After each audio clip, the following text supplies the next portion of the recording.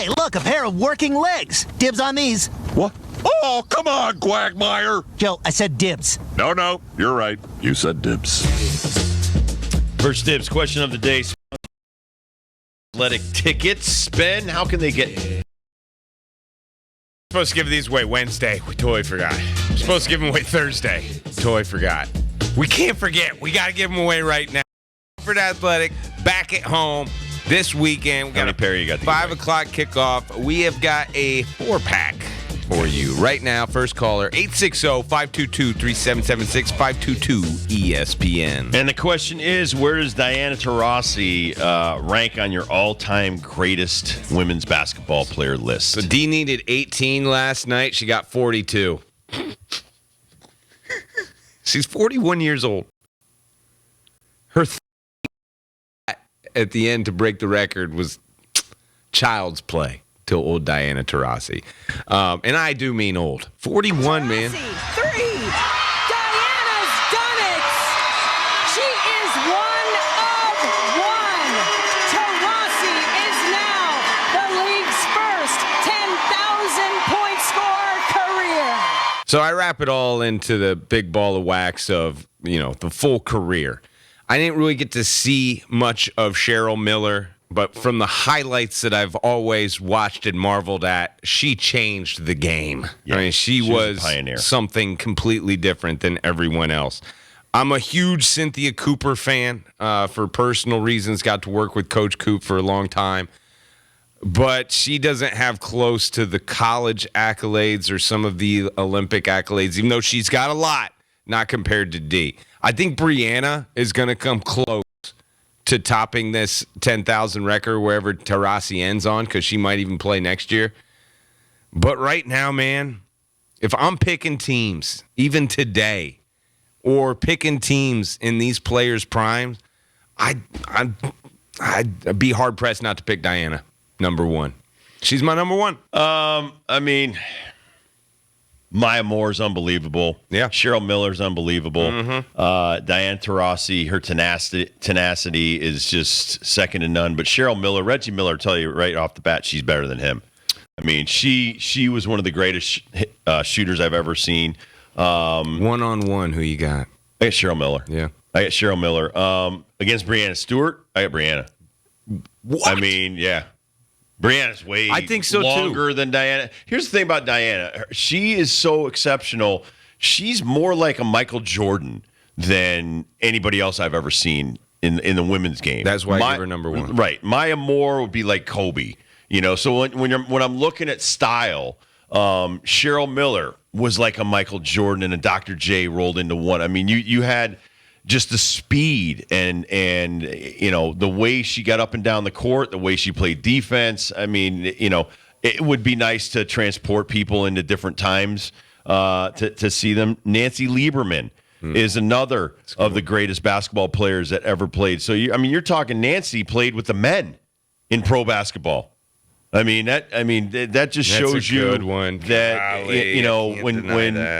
so I'm not big on rankings. But I think she's in the top 5 easily, and I just think they're all great. So, being able to witness their greatness. But listen, we weren't alive when Babe Diedrichson was here. If there was a WNBA, she would have played in it and been exceptional. Dominant. Yeah, so there's just so many women over the history of time that but listen, Maya Moore, she cut her own career short. It's like Barry Sanders. If you were to say, well, where's Barry Sanders stack up? Well, that's a good point. Barry was insanely talented, like off the charts. Like my idol growing up was Walter Payton. So when you talk like that, there's and Diana's right there. But her accomplishment, as far as being the only one to get to 10,000, I mean, it's not surprising. Not surprising. But the love of the sport and what she's done for women's basketball, what Sue Bird has done for basketball. When you ask Tamika Catchings, Cheryl Miller, all of these, Lisa Leslie I have on this list. Candace Parker's one of my favorites. Parker. So these women did so much for their sport and the men in putting this under a spotlight. I love it. I love it, and this is not fair because this is UConn world around here, and I don't know if you saw the basketball court. Now it's going to be the capital of the world on the basketball court. But honestly, 16 national titles. Some of these women we've been able to watch and watch way more of, but all of these women on the list are amazing. Two things for D. I think she'd be the person I'd draw the play up for over everyone. Like when I need one bucket, one shot, final game on the line, down a point, it's Diana Taurasi. The other thing about her is ask anyone that comes from Europe that wants to play basketball, a female that wants to play basketball, who's your favorite player? 9 times out of 10, they're going to say Diana Taurasi. And the way that she has changed, I think, the international women's game, more so than even here in the United States. Cheryl Swoops, I forgot her. That's 4 another championships, unbelievable player. And she's just, she's kind of head and shoulders above a lot of them internationally, and the longevity, but also, again, just the scoring. And how she's so dominant that she can get her shot up, a good shot up, against any player. And she is just one you don't want to play against. No. And listen, again, the one thing about Hall of Famers and the greatest players that we've ever seen and I've ever played against is their calmness inside their head when everybody else is kind of trying to play catch up, and they're just so calm. They see things differently. It's like hitting between some lifetime 220 hitter and Ted Williams. Okay, they're both good. So one of them played in the major leagues. The other one's a Hall of Famer at the highest level. But when you're talking about like the Rod Carews, the Tony Gwynns, the Ted Williamses of hitting, they're in their own league. So these women are in their own league. And like we're just watching Breanna Stewart. Nobody can touch her. Nobody can stop her. Until we get some defense where they're going both ways and they're shutting down some of these women. They're in their own league. The other women got to play catch up. Yeah. I hope Diana plays next year. I hope she doesn't stop. I hope this isn't the end of it. I think she is still, she scored 42 last night.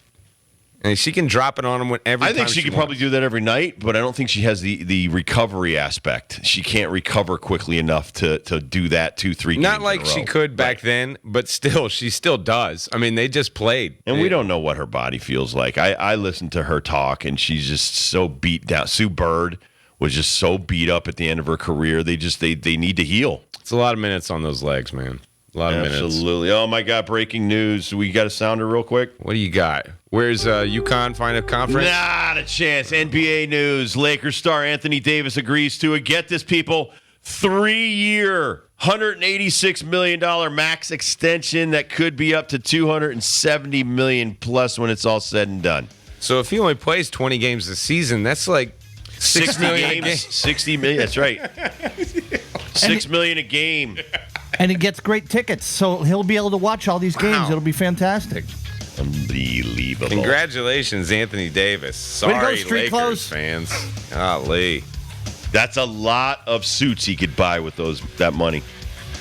He doesn't wear suits. And he had 2 years left on an $84 million extension. Why? Yeah, because we just felt bad that, For what? Losing? No, sitting there and watching losing. All right, we come back. Who ya got next?